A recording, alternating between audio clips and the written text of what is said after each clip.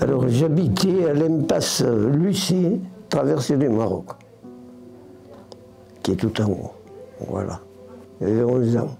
Mon quotidien comme un garçon de 11 ans qui parlait, qui était avec les copains, tout ça. On a été occupés par les Allemands à l'école de Saint-Julie. Et ces Allemands à l'école de Saint-Julie, c'était des gamins. Ils avaient 17 ans, 18 ans. Ils nous ont même ils nous demandaient qu'on aille leur acheter des fruits à l'épicerie. Et nous, on est jeunes, on ne savait pas encore ce que c'était vraiment la guerre. Il a fallu le débarquement, qui un jour s'est arrivé avec un grand bruit. Avec les copains, on était dans la traverse du Maroc, exactement, on parlait, on s'amusait. Et on a entendu des bruits. C'était le débarquement qui arrivait, là. Les Américains qui ont bombardé, ils avaient tout vu.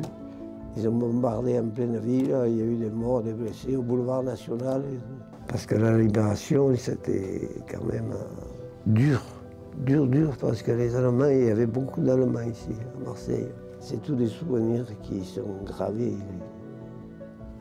J'ai suivi surtout la guerre par mon frère, parce qu'il nous racontait tout quand il était à la maison. Et mon frère faisait partie de la résistance.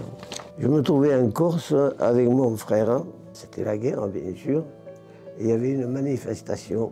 Et mon frère s'est fait prendre dans cette manifestation.